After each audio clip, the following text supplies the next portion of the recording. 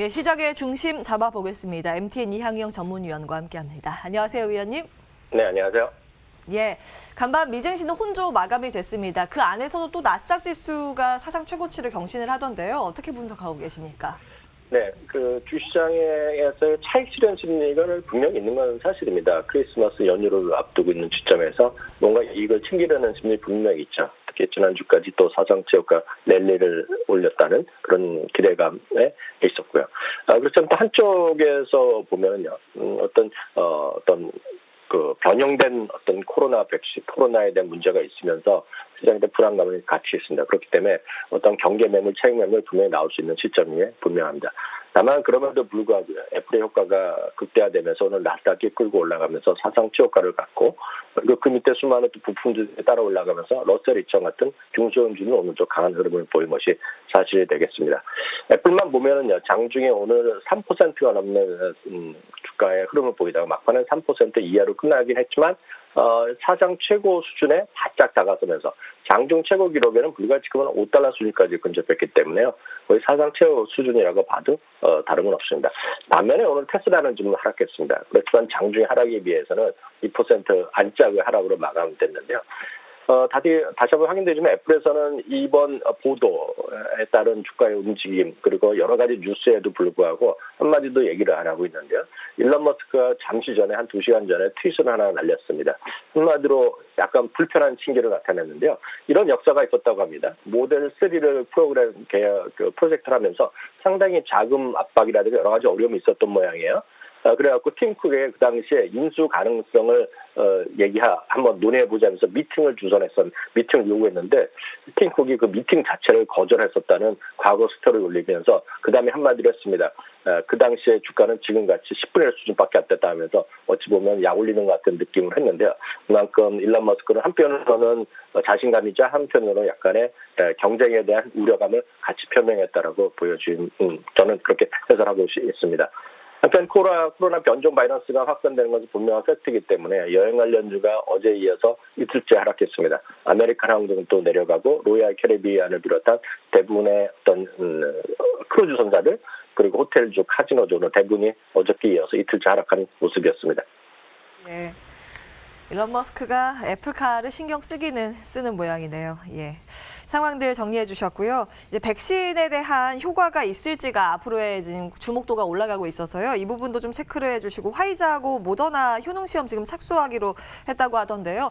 사실은 이 변종 바이러스에 대해서 효과가 나오고 있다라는 쪽으로 기사는 계속 올라오던데 이 내용도 좀 짚어주시겠습니까? 네, 세계보건기구에서 그런 얘기를 하는 거죠. 자기네가 봤을 때는 화이자나 모더나의 백신이 변종 바이러스에도 효과가 있는 것으로 알고 있다는 얘기를 하고 있습니다. 물론 좀 더 이제 많은 사람들이 접종해야지 다 확인되겠지만요. 한편 뱅크 오브 아메리카에서도 이번 변종 바이러스에도 불구하고 일상으로 복귀한다는 내년에 대한 원대한 기대감에 영향을 받지 않을 것이라고 얘기하면서 큰 걱정을 할 필요 없다는 얘기를 하고 있습니다. 물론 최근에 코로나19의 확진자 수나 사망자 수가 유럽도 대부분의 국가, 미국도 약간 감소하고 있는 건 사실입니다. 그렇지만 여전히 20만 명대, 그리고 7일 평균은 여전히 22만 명에 육박하는 수준이기 때문에요. 만만치만은 않다라고 보셔야 되겠고요. 오히려 입원 환자 수는 사상 최대 수준까지 올라가 있습니다. 그만큼 여전히 상황은 심각하고, 다만 모든 것이 기대감에 의해서 주가는 올라왔다는 것 자체는 꼭 여러분들이 잊어버리시면 안 되겠습니다. 이것은 뭐 미국, 한국 다 마찬가지이기 때문에요. 기대감이 계속할 수는 없거든요. 주시장이나 실적으로 반영되는 최소한 내년 1분기에 이런 확인되는 숫자가 나오지 않으면 주시장은 조정 가능성을 그렇게 배제할 수는 없겠고요. 그러니까 바이든 당선인이죠, 이제 신분이요. 아직 최악은 오지도 않았다는 경고를 하고 있고요. 내년도에 자기가 정식으로 대통령직에 오르면 이후에 추가적인 부양책을 강력히 요구하겠다는 얘기를 했는데, 이런 것 자체가 오늘 주시장에 크게 호재로 반영되지 못했습니다. 예. 이 추이는 지속적으로 저희도 체크해 드릴 거고요. 국내로 오겠습니다. 이제 삼성그룹에 대해서 상속세, 주가 평균이 어제 종가로 딱 매겨졌죠. 11조 원으로 상속세가 이제 매겨지고 플러스 알파는 부동산 쪽 이제 그 추가될 것으로 보이는데 이제 그 때문에 배당 확대에 대한 기대감이 좀 큰 모습이었는데요. 어떻게 분석하고 계세요?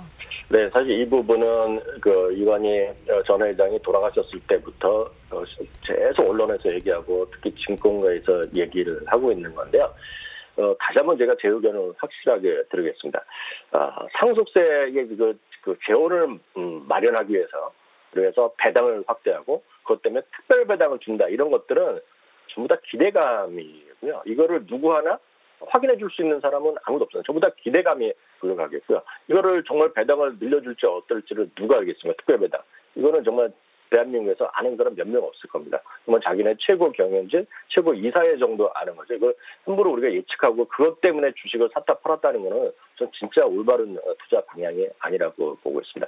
다만 어저께 이제 삼성생명도 52주 신고까지 갔다고 이런 것들도 그런 배당을 늘릴 것이라는 기대감이 분명히 있는 거죠. 증권사도 분명히 얘기를 하고 있습니다. 한국투자증권은 구체적으로 아주 명확히도 얘기를 하고 있습니다. 상속세를 마련할 수 있는 방법은 보유 지분의 배당금을 더 내는 것, 그리고 가족들의 개인적인 파이낸싱 방법, 그렇게 얘기하지만 이제 돈을 차입해서 갚는다는 거죠. 그리고 이제 아시다시피 이걸 한 번에 내는 분도 있겠지만 돈이 11조 원의 통크에 돈이 많아서 한 번에 내는 분도 있겠지만 아무리 그래도 분납을 할 가능성이 크지 않습니까? 법적인 한도 내에서. 그러면 이제 그걸 계산을 해본 거죠. 작년 기준을 보면 삼성 일가라는 게 결국 이번에 상속세를 낼 사람들의 작년에 받은 규모가 배당금이 7,240억이니까 연 분납을 하더라도 내야 규모의 40% 불과하다는 거거든요. 그러니까 뭔가 딴 돈이 있어야 되겠죠. 저축한 돈을 내든지 아니면 배당을 늘리든지 특별 배당을 주는 것이 있는데요. 업계에서는 그래서 여기서 배당을 늘릴 것이고 특별 배당, 그래서 삼성전자의 특별 배당을 계속해서 얘기하고 있는 겁니다. 다만 우리가 구체적으로 알 수 있는 건 여러 번 말씀드렸다시피 내년도에 초에 새로운 배당 규모와 추가 환원 계획을 확정돼서 아마 주총회 시점에서 발표할 가능성이 있거든요. 그러니까 그것은 이제 분명한 그동안에 그 이재용 부회장이 공식적으로 약속했던 거기 때문에 그에 지켜줄 가능성이 크겠죠. 그리고 다시 한번 확인되지만 상속세랑 상관없이도 배당은 늘어나는 추세는 분명히 좀 사실이라고 그건 믿고 싶습니다. 그렇기 때문에 여러분들이 이런 상속세 때문에 주가가 올라간다? 상속세 때문에 어떤 특별 배당을 더 준다? 이거는 저는 그거에 대한 베팅은 나중에 받으면 좋겠지만 그거에 대한 기대를 갖고 투자 판단하는 것은 계속 말씀드리면 어설픈 전략이라고 보고 있고요. 결론적으로 그런 거랑 상관없이 누차 말씀드리지만 대한민국에서 배당주 투자를 하신다 그러면 삼성전자 우선주가 최고 중에 하나인 것만은 분명하다 이렇게 말씀드리고 싶습니다. 예.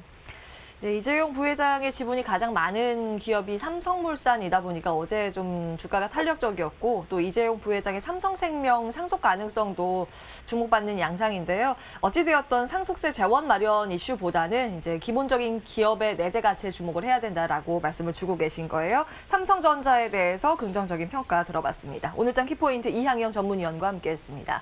고맙습니다. 감사합니다.